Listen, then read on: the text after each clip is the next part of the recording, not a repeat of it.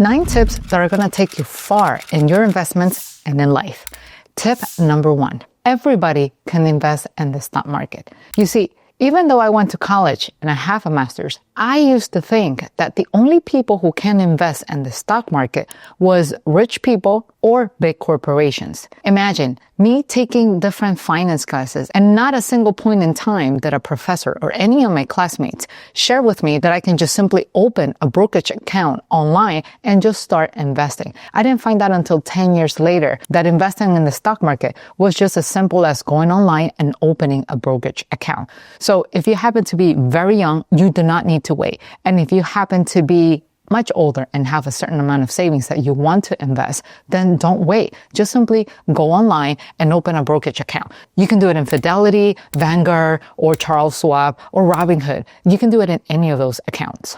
There's no minimum to start. You only need to transfer enough funds from your bank account into the brokerage account and start buying the stocks that you want to buy.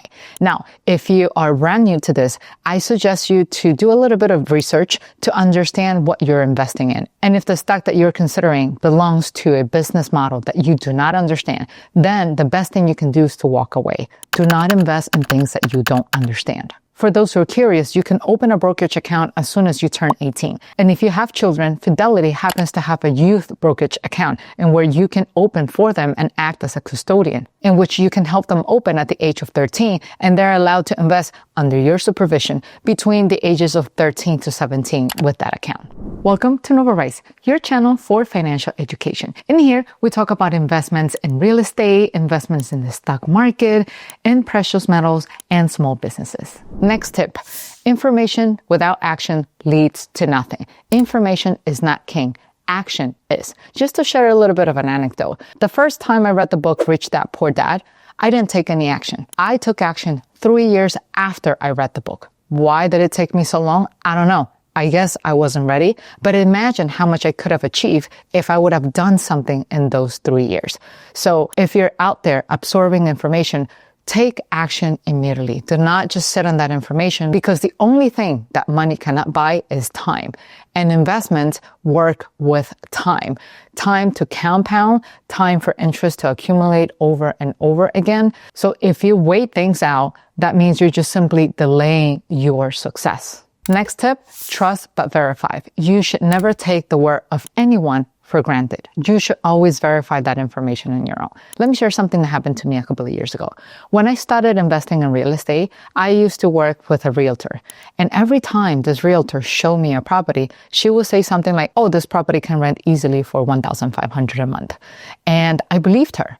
I thought, well, she has experience and she's a realtor, so she must know what she's doing. She wasn't just a realtor. She was a realtor with investment experience because she owned and flipped a couple of houses on her own. So I thought, well, $1,500 it is. But it turns out that it wasn't. Thankfully, I like to always run my numbers using the worst case scenario because you never know, things might happen. And I did the math using more conservative numbers. I used $1,350 a month. But the reality was that when that property hit the market, $1,350 was still too high. I couldn't rent that property until I lowered to $1,300 a month. So it was a $200 difference on a monthly basis. And for those who invest in real estate for cash flow, you will understand that $200 can make or break the bank for you, because the whole point of investing in real estate for cash flow is to make sure that the rental income will be enough to pay the mortgage, your operating expenses, and give you enough cash flow. So if you're brand new to real estate and you don't know where to start, each time you receive numbers from your agent, make sure you go online and you verify that. You can go to Zillow or Trulia or Realtor.com, or why not just simply use ChatGPT to confirm the range and make sure that that rental number that you're getting or that pricing that you're getting for the house is in fact the accurate one. Do not just take people's word for granted. Next tips, business and investment decisions are made based on numbers, not emotions. And when I talk about emotions, I'm talking about good ones and bad ones. I mean, if you think about it, how many of you have you bought something on impulse? You did not need it. You didn't have the money to begin with, but you got so excited at what you saw that you just bought it. You bought it to realize that you don't need it. Not only that, you don't use it, and you're regretting that purchase because that's money you can never get back. because you missed the return window, right? So I have read countless stories of people who got too excited when they made their offer on a property. They neglected to run the numbers properly. And when they put it in the market for rental, they realized that the rental income they were generating was not enough to cover the mortgage, let alone the operating expenses. And now what they originally thought it was an investment, it became a liability for them because now they have to keep working to cover the mortgage and operating expenses. So yeah, bottom line, put your emotions on the side. And if the numbers don't make sense, move forward. Let it go. Life is beautiful, but it's also hard. So you do not need to add more problems to your life. Next tip, you do not need anyone's approval to move forward with your plans or to move forward with your life. People will always have something to say, whether it's good or bad. Some generally want to give their advice to you, but sometimes their advice is not aligned to the same frequency in where you are. And some people disguise their advice as bad commentary because it's coming from a place of envy. So just do you and forget about everyone else. And that leads me to my next tip. Next time you have goals set for yourself, do not share them with anyone. Keep them to yourself because they're your goals to begin with. You see, I used to be the kind of person who would share my goals at the beginning of each year with my friends and my family because I thought that if I share those with them, I will inspire them and that they will want to grow with me. But the reality is my goals are not the same as other people's goals. And even if they had goals, they might not be aligned with my goals. And even if I want to grow, other people might not want to grow, or they want to get stuck where they are, or they might be unhappy if they see you growing. So the point is that when you share your goals, you might not necessarily get positive feedback from people. And that negativity can stay in your life. Or if it's coming from someone who you value, that commentary can slow you down or possibly can just stop you from pursuing that goal altogether. So next time you plan your goals, whether it's an investment or in life, just keep them to yourself and just take action. Next tip, surround yourself with people that want to grow and that are happy to see you grow. You see, ambitious is contagious. So when you surround yourself with people who want to grow just as much as you do, it's like a whole wave. It's like you guys are holding hands, growing together. And the contrary can also happen if you don't get rid of toxic people in your life. And that's my next tip. Run away from toxic people because trying to grow in life and in your investment already takes way too much energy from you, but you're doing it because you have something bigger to gain from it. Why should you spend that energy dealing with toxic people? Just let them go. Now, depending on where you are, sometimes those toxic people are people that you love. Could be a partner, could be your husband and wife, or it could be your family or your parents. The fact that you are making some space doesn't mean that you are abandoning them. You're just simply excusing yourself from that toxic environment to focus on your growth. Just let your actions talk, and those who really love you will learn to appreciate what you're doing. Now, if you happen to be in a romantic relationship, that's a bit more personal. But one thing I can share with you is that I have observed many relationships in my mentors, and your love partner has the power to push you to be very successful and also has the power to drag you down and even bankrupt you. So be very careful who you choose as your love partner.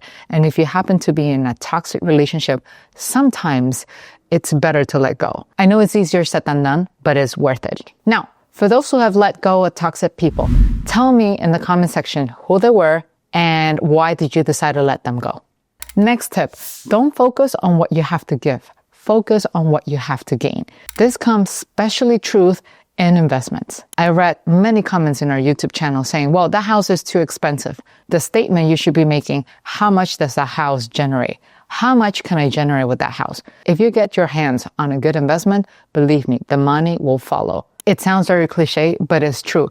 If your asset is generating cash flow, the funds are going to come to you.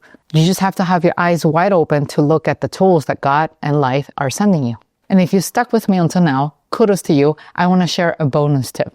And this one, it's hard to digest. Sometimes it's not your fault. but you still need to take responsibility. I'm going to share a personal anecdote. When I was little, my parents own a restaurant, right? And so because I was the oldest, my parents will, sometimes leave me alone at the restaurant. They will go and buy ingredients for the restaurant, or sometimes they will go to the bank and do their due diligence. And back in the days, bank transactions could take you the entire afternoon to deal with, right? So my parents left me in charge of the restaurant for 3 hours. And during those 3 hours, there was someone that came in and said, hey, your dad ordered these products.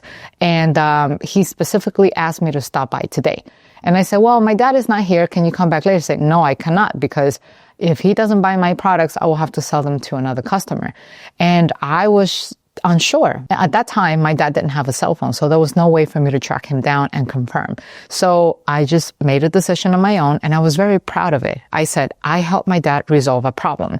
And when he comes home, he's going to be so happy I collected the product that he doesn't have to worry about it later on. Turns out it was a scam. My dad never ordered any products, and the seller made it sound so realistic that I fell for it. It sounds a little bit harsh, but in reality, it's true. I need to own up to it. I made a mistake. I won't let that happen again. Next time I'll find ways to confirm, maybe ask him, hey, is there any pending order before you leave, right? The sooner you assume your responsibility, the sooner you will flip the page, and the sooner you're going to take that energy to focus on your growth. Thanks for sticking with me. And since we're in the topic of investment, I want to invite you to check out this video that's going to talk about the best assets that you can invest in today. See you in the next video. Bye-bye.